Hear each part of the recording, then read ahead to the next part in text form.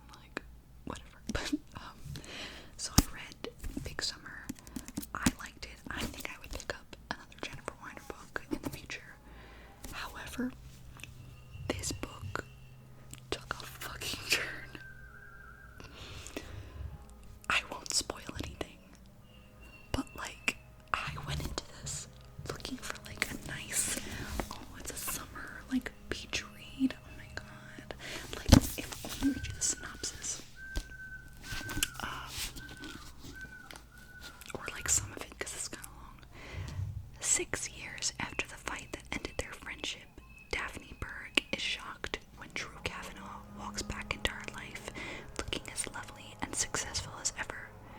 With a massive favor to ask, Daphne hasn't spoken one word to Drew in all this time. She doesn't even hate follow her ex-best friend on social media, so when Drew asks if she will be her maid of honor at the society wedding this summer, Daphne is rightfully speechless. It's basically just like, it's supposed to be just like this fun thing, a sparkling novel about the complexities of female relationships, the pitfalls of living out loud and online, and the resilience of the human heart. Like, I was like, okay, she's gonna go to this summer wedding, and like, it definitely does hit on a lot of the complexities of female relationships, and I dig that. Like, there's a twist, and I was so blindsided that I looked at this, I was like, I out loud was like, what the fuck is going on? And it was good though. Like, I thoroughly enjoyed this book. It was just so not what I expected. It was like, what's that saying? Like a lion in sheep's clothing. Like, I thought I was just in for a fun, flirty book. Some drama, some like summer themes. Bitch, I honestly, like, I do recommend it, and I want so badly to say like what the twist was, because like, it really, I was like, what the fuck? But you should read it. You really should. I can't even. This book is $28 in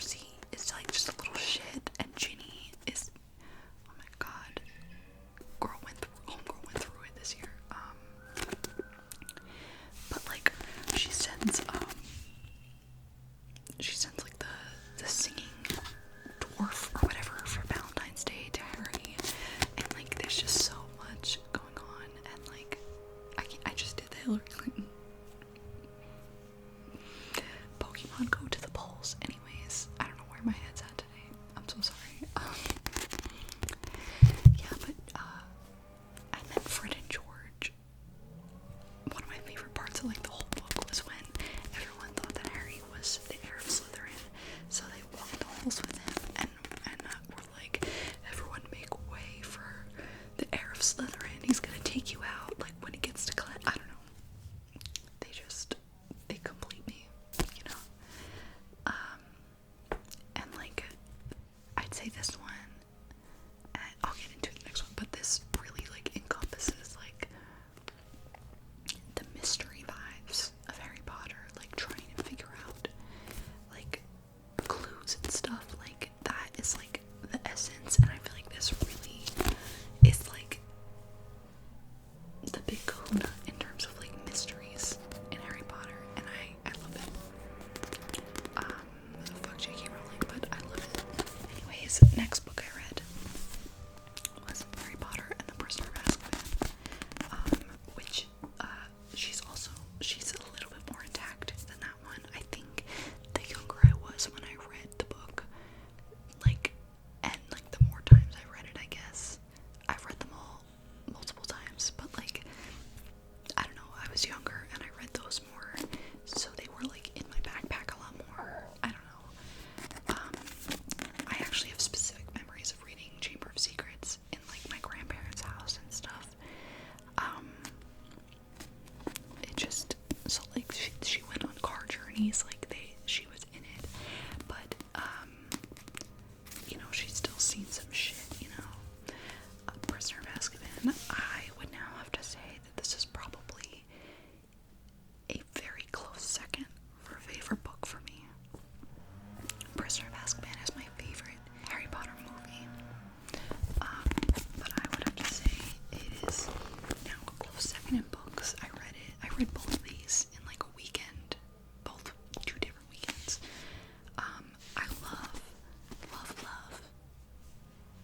Lupin, Remus Lupin, and Sirius Black, and, like, oh my god, all the little hints throughout this, like, the clues, like, this is also a good, solid mystery, but I feel like, again, it's still second in comparison to Chamber of Secrets somehow, but, there's just so much, like, the Sirius Black, Peter Pettigrew, Remus Lupin reveal at the end is just, oh, Snape is such a dick, oh my god.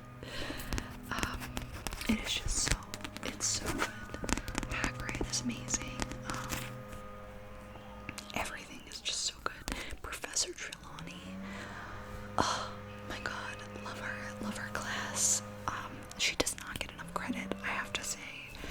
Like, people will call her a fraud because she can't just sit there and be like, but, like, she predicted so much shit, and, like, I get it, she exaggerates, but she's so fun, and, like, so many people are rude to her in the books, and I don't know, it's just, I love her, and, like, I love, like, realizing things, like, as I'm reading it, like, when, the neighbor's bird is out, and so are other birds. Anyways,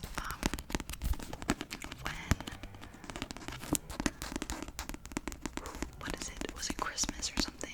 I think it was Christmas, they all sit down at a table in the Great Hall, because there's not many people left, and, there's, like, 12 of them at the table, 12, and Professor Trelawney comes in to come eat, and she's like, oh, I can't sit down because I'll be the 13th person to sit at the table, and when 13 sit down at a table, the first one to rise will die first, and, like, so they convince her to sit down and stay, and then Harry and Ron get up at the same time to leave, and she's like, oh my god, who got up first? What if he's gonna die? And obviously, that doesn't happen, to either of them, but, like, I don't think it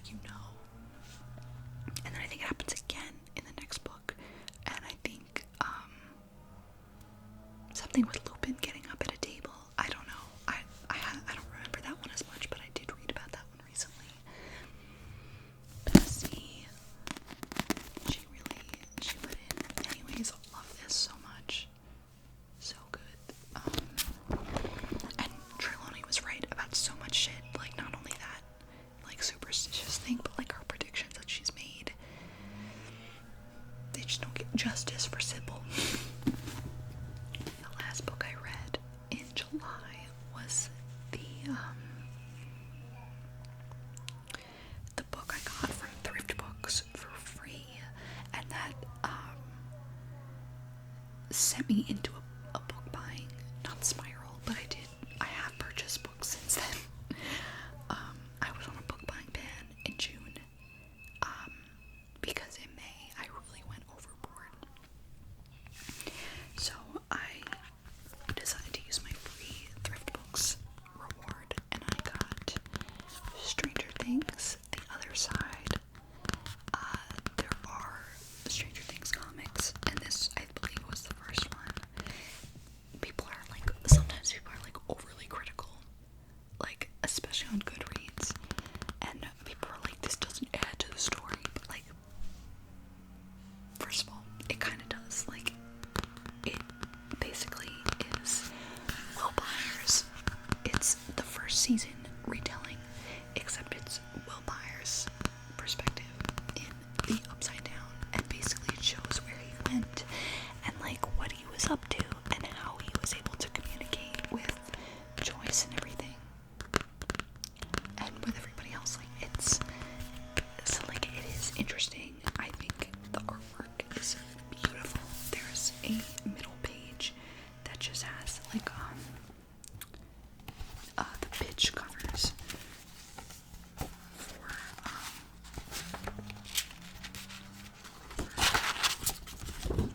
the series. This I love. Can't even see the whole thing.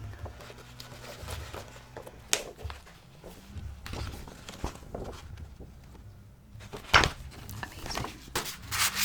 We love to see it. This is like sketches from that. This is gonna get loud, I'm sorry. And then,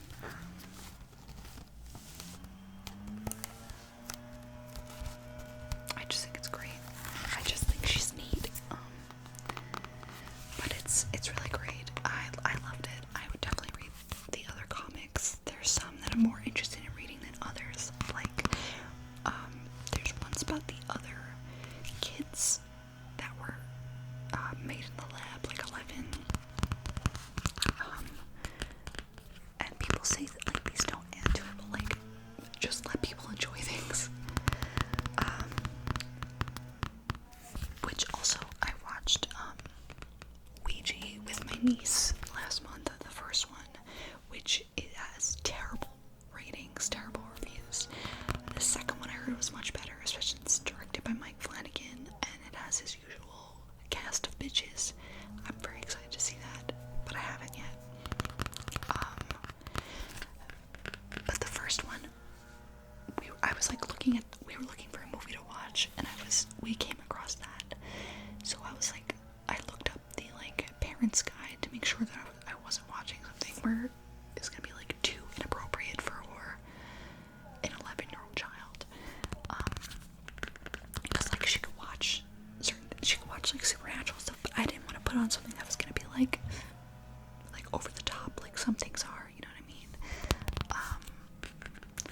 And it's not at all, but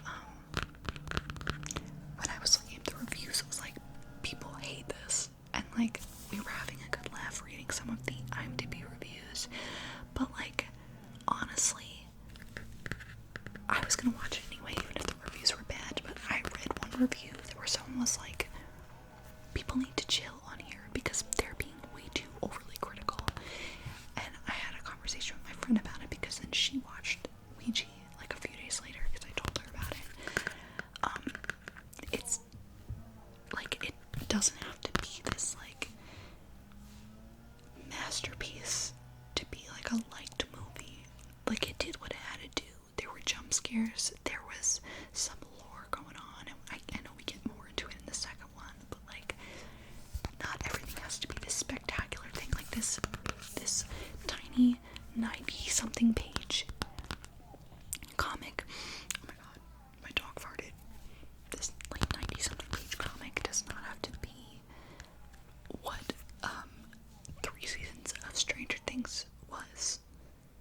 Like, it doesn't have to, like, it gave what it gave, you know what I mean? Like, it doesn't have to give that level of like production. Like, it is still a good story. And I say the same about Ouija. People will be too overly critical. Like, they're calling it like a waste of time. Like, okay, you can't say you wasted time watching a movie when if